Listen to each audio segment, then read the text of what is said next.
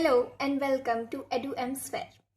आज हम करेंगे ग्राफ थ्योरी, जो कि NET BTech second year network analysis and synthesis का एक पार्ट है। ये सर्किट्स एंड सिस्टम्स नाम के भी सब्जेक्ट का पार्ट आता है, अगर मैं आईपीयू की बात करूँ तो। सो बेसिकली ग्राफ थ्योरी है कि सबसे पहले हम समझते हैं network topology. Network topology is a study of the network properties by investigating the interconnections between branches and nodes. किसी भी नेटवर्क में ब्रांचेस होती हैं, नोड्स होती हैं। फॉर एग्जांपल आप यहाँ देखो, यहाँ पर ये जो पार्ट है जहाँ से हमारी 3 ब्रांचेस निकल रही है, ये एक नोड कहलाती है। और ये जिसमें एलिमेंट्स लगे होते हैं, लीनियर पार्ट, इसको हम कहते हैं ब्रांचेस। इसके इंटरकनेक्शंस को स्टडी करके, इन्वेस्टिगेट करके नेटवर्क की प्रॉपर्टीज़ को निकालने की स्टडी को, नेटवर्क की प्रॉपर्टीज़ को समझने को नेटवर्क टोपोलॉजी कहा जाता है। When all the elements, example RLC, in a network are replaced by lines with circles or dots at both the ends, the configuration is then called the graph of the network. अब graph होता क्या है? जब भी एक network में, कोई भी नेटवर्क हो सकता है जिसमें रजिस्टर्स L यानी कि इंडक्टर्स, C यानी कि कैपेसिटर्स, ये 3 एलिमेंट्स हों, एक ऐसे नेटवर्क को जब हम लाइंस से रिप्लेस कर देते हैं, इन सारे एलिमेंट्स को जब हम लाइन से रिप्लेस कर देते हैं और उनके जो एंड्स होते हैं, फॉर एग्जांपल अगर ये एक कैपेसिटर है, इसको मैंने एक लाइन में कन्वर्ट कर दिया, तो इसके दोनों एंड्स पे डॉट्स या पॉइंट्स हम बनाते हैं ताकि हम उसको कनेक्ट कर सकें। तो इस कन्फिग्रेशन को ग्राफ ऑफ द नेटवर्क कहा जाता है। The graph of a network is drawn by keeping all points of intersection of 2 or more branches known as nodes and representing the network elements by lines, voltage and current sources by their internal impedances.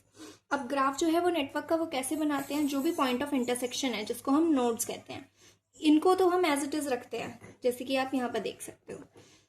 अब जो बाकी के elements हैं, जैसे कि ये resistor हो गया, या फिर इंडक्टर है, या फिर कैपेसिटर है, तो उसको हम स्ट्रेट लाइन से डिनोट करते हैं। स्ट्रेट लाइन मतलब हम उसको शॉर्ट सर्किट कर देते हैं। अगर हमारे पास कोई वोल्टेज या करंट सोर्स है तो उसका क्या करेंगे, तो वोल्टेज सोर्स की इंटरनल रेजिस्टेंस क्या होती है, 0। तो इसीलिए जब हम उसको रिप्लेस करेंगे, ग्राफ बनाएंगे, तो उसको हम शॉर्ट सर्किट कर देंगे। लेकिन अगर करंट सोर्स हुआ तो करंट सोर्स की इंटरनल रेजिस्टेंस इन्फिनिटी होती है। दैट्स वाई हमें करंट सोर्स को ओपन सर्किट करना है। फॉर एग्जाम्पल अगर यहाँ पर वोल्टेज सोर्स की जगह एक करंट सोर्स होता तो हम यहाँ पर क्या करते, इस नोड को बनाते ही नहीं, यहाँ पर ये ओपन सर्किट रह जाता। ठीक है। अब directed and undirected graphs. If the branches of a graph has no direction then it is called undirected graph. अब अगर एक ग्राफ की ब्रांचेस के पास हमारी कोई डायरेक्शन नहीं है, हमने उसमें डायरेक्शन मार्क नहीं कर रखी, तो उसको अनडायरेक्टेड ग्राफ कहते हैं। वहीं if the branches of a graph has direction then it is called a directed graph और ओरिएंटेड ग्राफ। अगर हमने एक ग्राफ में ब्रांचेस में सारी डायरेक्शंस मार्क कर दी तो उसको क्या कहेंगे, डायरेक्टेड या ओरिएंटेड ग्राफ कहेंगे। यहाँ पर देखो, जैसे कि ये जो नेटवर्क था इसका मैंने ग्राफ बनाया, इसके सारे एलिमेंट्स को मैंने शॉर्ट सर्किट लाइन से रिप्लेस कर दिया, वोल्टेज सोर्स को शॉर्ट सर्किट से रिप्लेस कर दिया। यहाँ पर मैंने सारी डायरेक्शंस मार्क भी कर रखी हैं। अब अगर मैंने ये डायरेक्शंस मार्क नहीं कर रखी होती तो ये कैसा होता, अनडायरेक्टेड ग्राफ होता। लेकिन मैंने यहाँ पर सारी डायरेक्शंस मार्क कर रखी हैं, तो इसलिए इसको क्या कहेंगे, डायरेक्टेड ग्राफ या ओरिएंटेड ग्राफ। तो बेसिकली एरो इंटीग्रेटेड ग्राफ को ओरिएंटेड ग्राफ या फिर डायरेक्टेड ग्राफ कहते हैं। यहाँ पर भी देख सकते हो, यहाँ पर एक अनडायरेक्टेड ग्राफ है, यहाँ पर एक डायरेक्टेड ग्राफ है, सेम ग्राफ है, बस मैंने यहाँ पे डायरेक्शंस मार्क नहीं करी है, यहाँ पर डायरेक्शंस मार्क कर दिया। डायरेक्शन मार्क करने के बाद क्या बन जाएगा, डायरेक्टेड ग्राफ, और नहीं मार्क करी है तो वो क्या रहेगा, अनडायरेक्टेड ग्राफ। ये भी देख सकते हो कि ये जो सारे पॉइंट्स हैं ये सारे क्या हैं, नोड्स हैं, और ये लाइंस जो हैं ये हमारी ब्रांचेस होती हैं। अब 2 तरीके के ग्राफ्स और हम पढ़ेंगे जो कि हैं planar and non planar graph. A graph is said to be planar if it can be drawn on a plane surface such that no 2 branches cross each other. अब प्लेन जनरली समझो हमारे पास 2D और 3D shapes होती हैं। 2D shapes क्या होती है, जैसे कि स्क्वायर हो गया। 2D शेप्स मतलब जिसको एक प्लेन पर हम बना सकते हैं। 3D शेप्स जिसको हम बना तो सकते हैं, जैसे क्यूबॉइड होता है हमारा, इसको भी हम प्लेन पे बना सकते हैं, लेकिन प्रॉपरली हम एग्जैक्टली जैसा वो होता है वैसा नहीं बना सकते। तो प्लेनर ग्राफ क्या होता है, जिसमें कोई भी 2 ब्रांचेस एक दूसरे को क्रॉस नहीं करती। यहाँ पर देखो, ये मेरे पास एक ऐसा ग्राफ है जिसमें 1 2 3 4 5 नोड्स हैं, और ये हमारी सारी ब्रांचेस हैं। ये सारी ब्रांचेस इंडिविजुअली कोई भी एक ब्रांच दूसरी ब्रांच को क्रॉस नहीं कर रही है, जैसे कि यहाँ पे क्रॉस कर रही है। तो ये कैसा ग्राफ हुआ? प्लेनर ग्राफ हुआ। In a non-planar graph, there will be branches which are not in the same plane. That is, a non-planar graph cannot be drawn on a plane surface without a crossover या overlapping. अब एक non-planar graph में branches होंगी जो कि same plane में नहीं है, तो इसी वजह से जब हम उसको एक plane पे draw करेंगे तो ये जो branches होंगी ये एक दूसरे को cross करेंगी। जैसे हम square बनाते हैं तो square में हमारी कोई भी जो edge है या side है वो cross नहीं करती। वहीं अगर हम इसको cube बनाएं तो क्यूब में क्या होता है, इसकी एजेस या साइड्स जो हैं वो ओवरलैप करती हैं। ऐसा क्यों? क्योंकि ये जो है ये एक प्लेन पे नहीं बनाया जा सकता, ये 3D शेप है। 3D शेप को जब हम प्लेन पे बनाएंगे तो वो ओवरलैपिंग थोड़ी सी होगी। सेम यहाँ पर ग्राफ्स के केस में भी है। अगर हम एक नॉन प्लेनर ग्राफ बना रहे हैं तो कोई भी दो ब्रांचेस एक दूसरे को ओवरलैप करेंगी। नेक्स्ट हमारा है ट्री। अब ट्री क्या होता है? A tree is a part of the graph containing all the nodes and without any closed path. अब ये मेरे पास एक ग्राफ है, ठीक है। इस ग्राफ में अगर मैं ये सारे नोड्स इसके जो भी थे वो बना दूं, लेकिन यहाँ पर मुझे ब्रांचेस ऐसे बनानी है कि कोई भी क्लोज पाथ ना बने। यहाँ पर देखो एक ये क्लोज पाथ बन रहा है, एक ये क्लोज पाथ बन रहा है, लेकिन मुझे क्लोज पाथ नहीं बनाना और सारी नोड्स को कनेक्ट भी करना है। तो मैंने क्या करा, इस तरीके से मैंने यहाँ तक बना दिया। अब ये अगर मैं ये मार्क कर दूंगी तो क्या होगा, ये क्लोज पाथ बन जाएगा, फिर ये ट्री नहीं रहेगा। अब देखो क्या सारे नोड्स आपस में कनेक्टेड है? हाँ है। क्लोज्ड पाथ बन रहा है? नहीं बन रहा।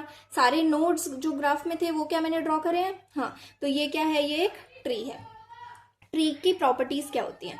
तो सबसे पहले तो इसमें सारे नोड्स होने चाहिए ग्राफ के। अगर ग्राफ में जैसे 5 नोड्स है तो 5 नोड्स यहाँ पर भी होने चाहिए। There can not be any closed path in a tree. Tree के अंदर कोई भी क्लोज पाथ नहीं हो सकता, जैसे कि मैंने यहाँ पे बनाया भी नहीं है। For a n node graph a tree has n-1 branches. यहाँ पर हमारी नोड्स कितनी थी? n = 5। तो इसमें ब्रांचेस कितनी बनी? 1 2 3 4। यानी कि जितने नंबर ऑफ नोड्स हैं उससे एक कम हमेशा ब्रांचेस रहेंगी। ऐसा क्यों? क्योंकि सारी नोड्स को आपस में हमें कनेक्ट भी करना है, लेकिन हमको जो है एक क्लोज्ड पाथ नहीं बनाना।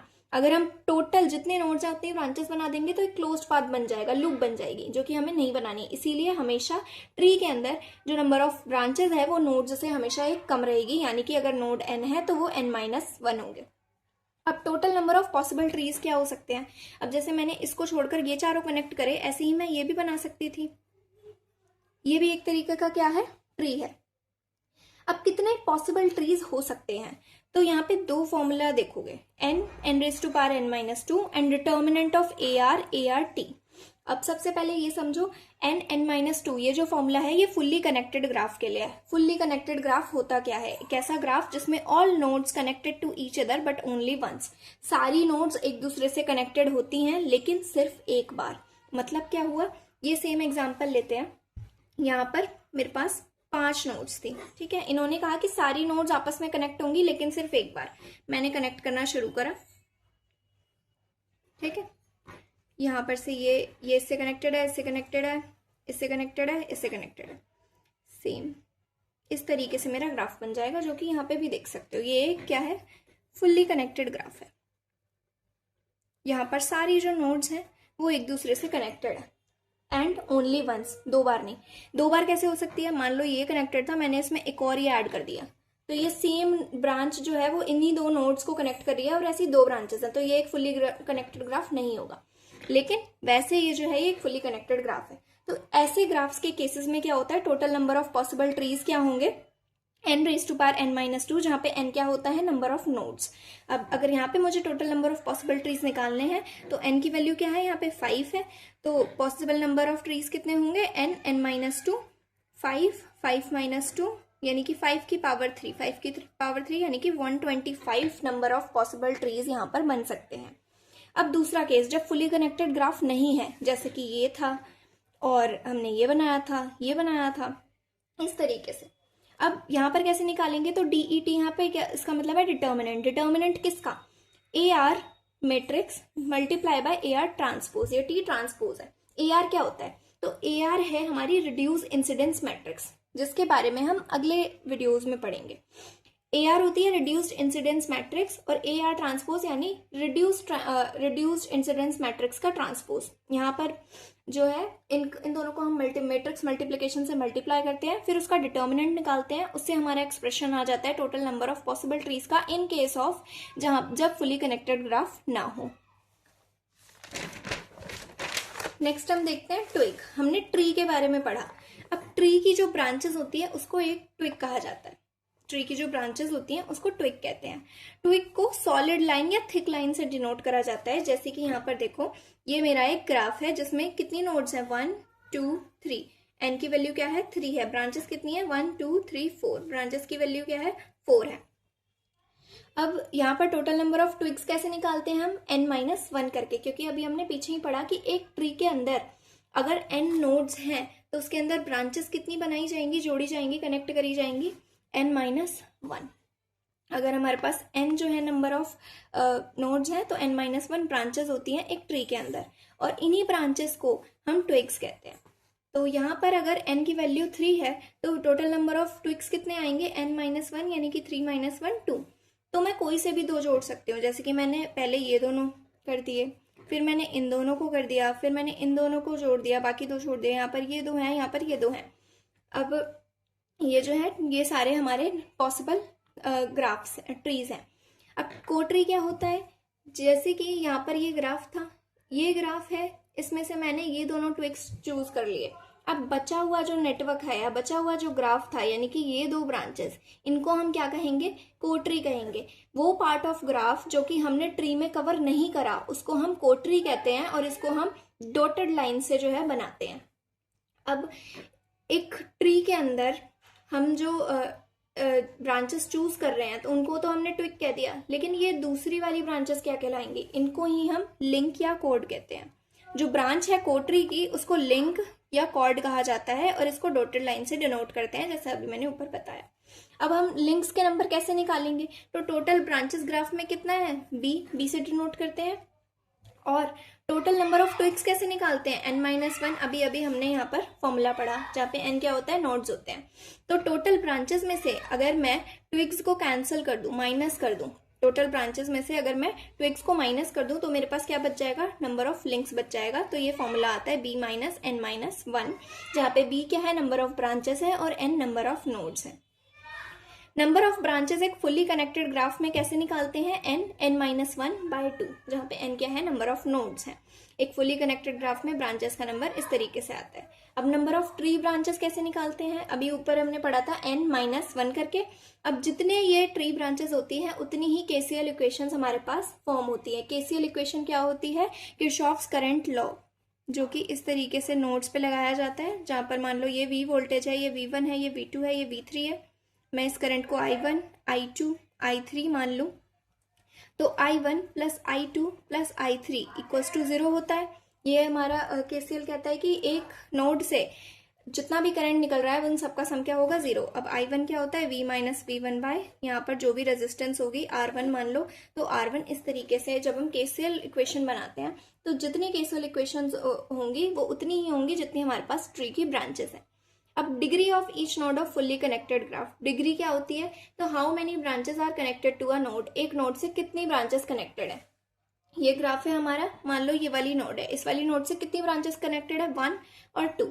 तो यानी कि इस नोड की डिग्री क्या है, 2 है। इसी तरीके से एक फुली कनेक्टेड ग्राफ में डिग्रीज होती है, डिग्री मतलब हाईएस्ट नंबर। अब यहाँ पर देखो, किसी भी नोड से मैक्सिमम टू मैक्सिमम कितनी कनेक्टेड है, इससे 2 कनेक्टेड है, इससे 3 कनेक्टेड है, इससे भी 3 कनेक्टेड है, तो इस ग्राफ की डिग्री क्या हो गई, 3 हो गई। अब यहाँ पर तो यहाँ पर 2 आ रहा है, यहाँ पर 3 आ रहा है, लेकिन जब आप एक फुल्ली कनेक्टेड ग्राफ लेते हो तो फुल्ली कनेक्टेड ग्राफ में जो नंबर ऑफ नोड्स हैं वो हमेशा, नंबर ऑफ नोड्स में कितनी ब्रांचेस कनेक्टेड है वो हमेशा सेम रहता है, क्योंकि सारी ब्रांचेस एक दूसरे से कनेक्टेड होती हैं। तो इसी को हम रैंक ऑफ ग्राफ भी कहते हैं, जो कि नंबर ऑफ ट्री ब्रांचेस है। और यहीं से हमारे आते हैं number of fundamental cut sets. अब ये कट सेट्स क्या होता है, तो बेसिकली ग्राफ थ्योरी में हम 3 मैट्रिक्स पढ़ते हैं। एक तो हमारी नॉर्मल इंसिडेंस मैट्रिक्स होती है, दूसरे हमारे पास 2 वेज होते हैं, एक टाइसेट मैट्रिक्स बनाकर हम सॉल्व करते हैं, और दूसरा जो है हम कट सेट मैट्रिक्स बनाकर सॉल्व करते हैं। तो इसमें जो कट सेट मैट्रिक्स बनती है वो कितने कट सेट के जो है फंडामेंटल कट सेट्स बनेंगे, तो वो यहीं से पता चलता है कि ट्री की ब्रांचेस कितनी है। अब नंबर ऑफ लिंक्स या कॉर्ड्स वो क्या होता है, b minus N minus one. Branches में से हम नंबर ऑफ ब्रांचेस ट्विक्स को माइनस कर देते हैं, वो हमारा लिंक आ जाएगा। यहाँ से हमें पता चलता है number of KVL equations. KVL equations क्या होती हैं, Kirchhoff's voltage law. Kirchhoff's voltage law क्या कहता है कि एक लूप के अंदर जितना भी वोल्टेज, यहाँ पे वोल्टेज दिया जा रहा है या यहाँ पे वोल्टेज ड्रॉप हो रहा है, उन सब का सम क्या आ जाता है, 0। तो ऐसी कितनी केवीएल इक्वेशंस बनेगी वो क्या बताते हैं, नंबर ऑफ लिंक्स। और यहाँ से हमें पता चलता है नंबर ऑफ टाई सेट, जो कि हमारा एक वे है नेटवर्क को या ग्राफ्स को सॉल्व करने का।